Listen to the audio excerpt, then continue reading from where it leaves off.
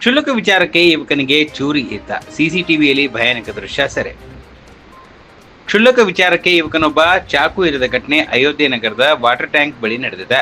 ಚೂರಿ ಇರಿತಕ್ಕೊಳಗಾದ ಯುವಕನನ್ನ ಆಸ್ಪತ್ರೆಗೆ ದಾಖಲಿಸಲಾಗಿದೆ. ಚೂರಿ ಇರಿತಕ್ಕೆ ಒಳಗಾದ ಯುವಕನನ್ನ ಅಂಬೇಡ್ಕರ್ ಕಾಲೋನಿಯ ನಿವಾಸಿ ಮಾರುತಿ ಎಂದು ಗುರುತಿಸಲಾಗಿದೆ.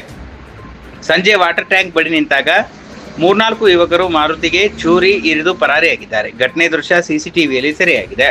ಮಾರುತಿ ಬೆನ್ನು ಹಾಗೂ ಪಕ್ಕೆಲುಬಿಗೆ ಚಾಕು ಇರಿಯಲಾಗಿದೆ.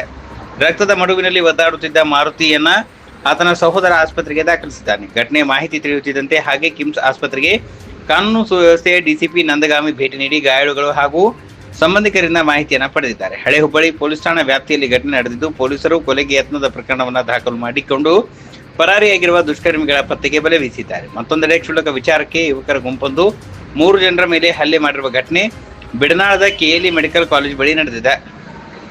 ಗಾಯಗೊಂಡವರನ್ನ ಸಂತೋಷ್, ಬಚ್ಚು, ಬಿಕ್ರಮ್ ಎಂದು ಗುರುತಿಸಲಾಗಿದೆ. ನೀರಿನ ವಿಚಾರಕ್ಕೆ ಅದೇ ಕೆಎಲ್ಇ ಸಂಸ್ಥೆಯ ಕಾರ್ಮಿಕರಾಗಿ ಕೆಲಸ ಮಾಡುತ್ತಿದ್ದ 10 ಜನರ ಗುಂಪು ಏಕಾಏಕಿ ದಾಳಿ ಮಾಡಿ ಈ ವೇಳೆ ಕಟ್ಟಿಗೆ ಹಲ್ಲೆ ಮಾಡಿದ ಪರಿಣಾಮ ಸಂತೋಷ್, ಬಚ್ಚು ಎಂಬಾತನಿಗೆ ಗಂಭೀರ ಗಾಯಗಳಾಗಿದ್ದು ಕಿಮ್ಸ್ ಆಸ್ಪತ್ರೆಗೆ ದಾಖಲಾಗಿ ಚಿಕಿತ್ಸೆ ಪಡೆಯುತ್ತಿದ್ದಾರೆ. ಇನ್ನು ವಿಷಯ ತಿಳಿದ ಕಿಮ್ಸ್ ಆಸ್ಪತ್ರೆಗೆ ಕಸಬಾ ಪೇಟೆಯ ಪೊಲೀಸರು ಆಗಮಿಸಿ ಪರಿಶೀಲನೆ ನಡೆಸಿದ್ದಾರೆ. 2 ಪ್ರತ್ಯೇಕ ಪ್ರಕರಣಗಳು ದಾಖಲಾಗಿವೆ.